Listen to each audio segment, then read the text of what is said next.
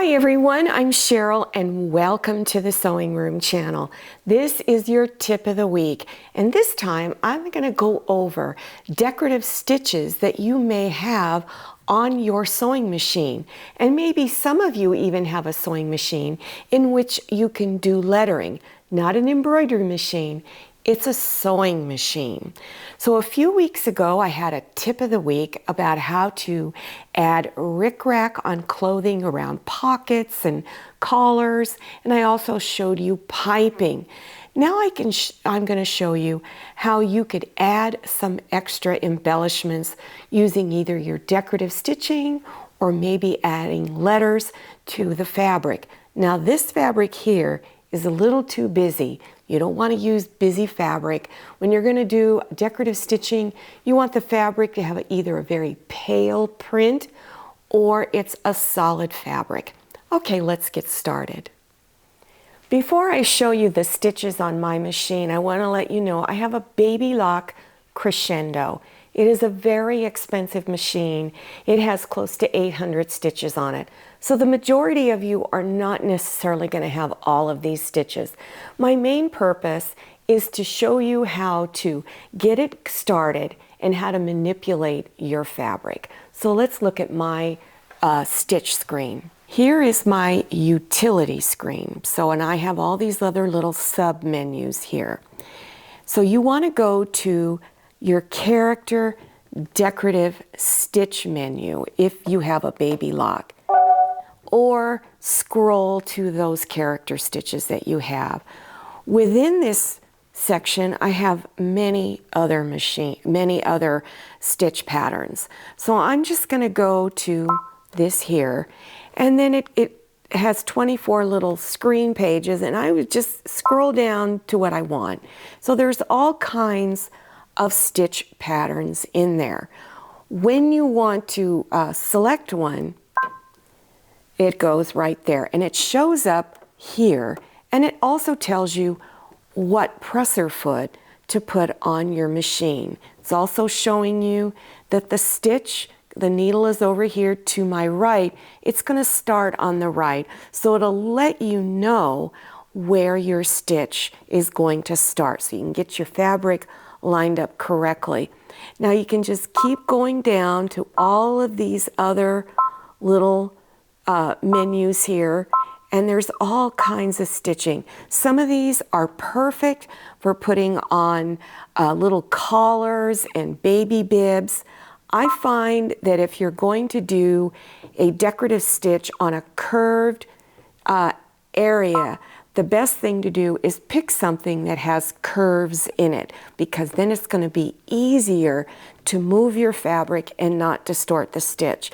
If it's got a lot of straight stitches along here, you may have to be a little more careful about trying it out. Always test stitch your stitches. So I'm now back in the character menu, and I've decided to select this pattern, and it has shown up over here. So now let me show you what it looks like while it's stitching out. Here is my correct presser foot, my end foot, and this stitch is going to go side to side. So you also need to make sure you have the correct throat plate on, because most machines come with two.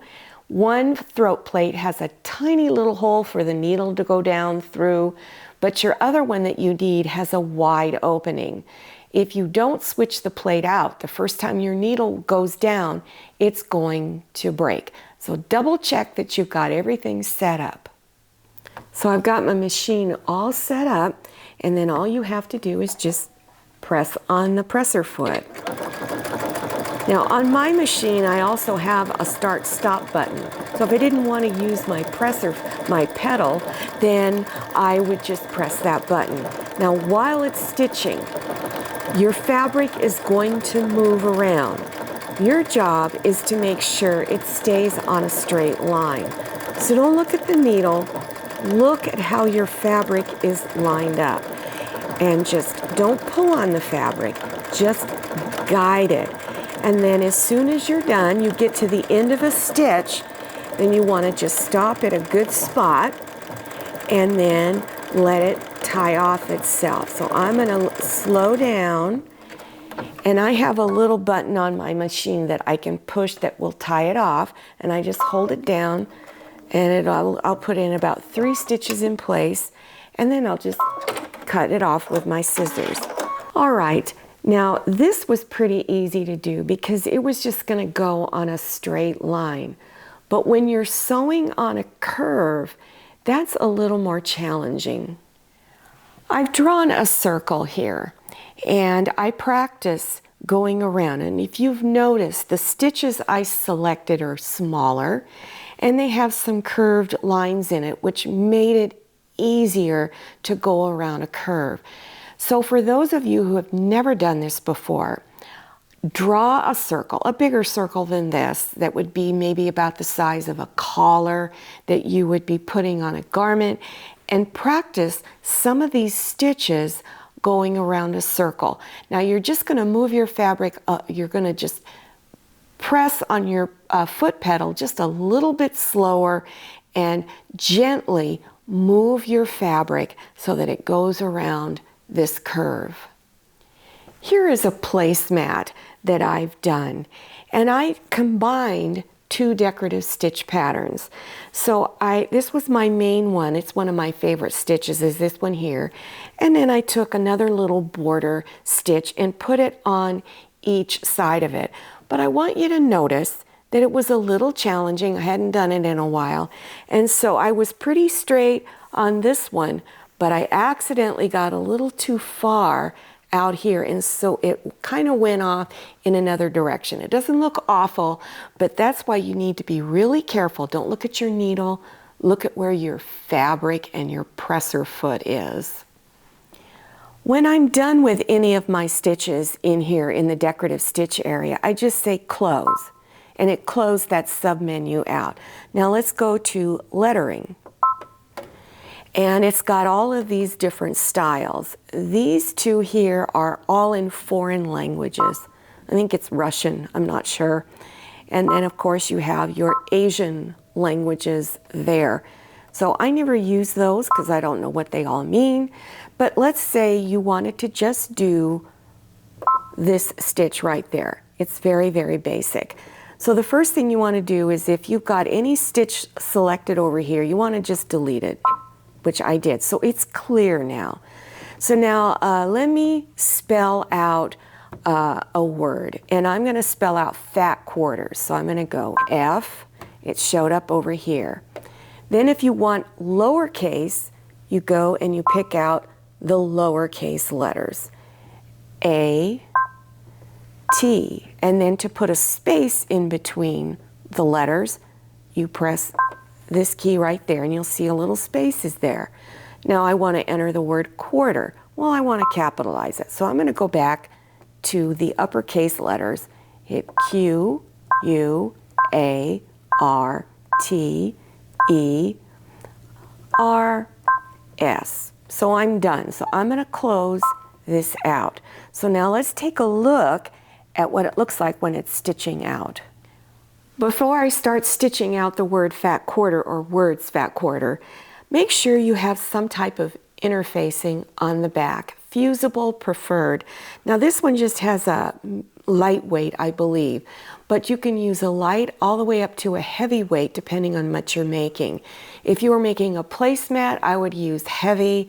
If you're making clothing, you could use light to medium weight fusible interfacing. This prevents the fabric from stretching out of shape.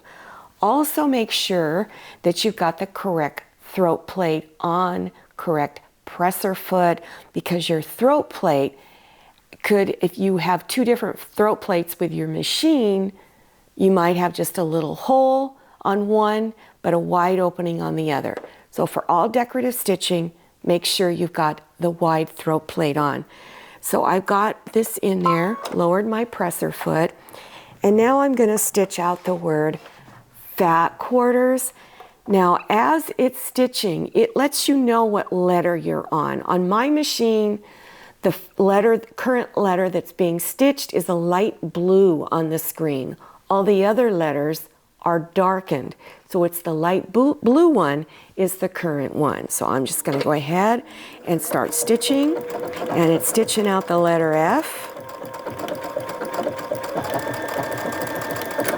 Now remember to guide your fabric. Don't pull on it. Don't look at your needle. Look to see how your fabric is lined up. That's the most important thing. Otherwise, it's going to come out really crooked. So all of this takes a lot of practice. First time I did it, it was just, not so great. But after I did a few, it got a lot easier. So right now I'm on the letter A of quarter, and let's just keep going here. Now it's on R, so it goes really, really fast.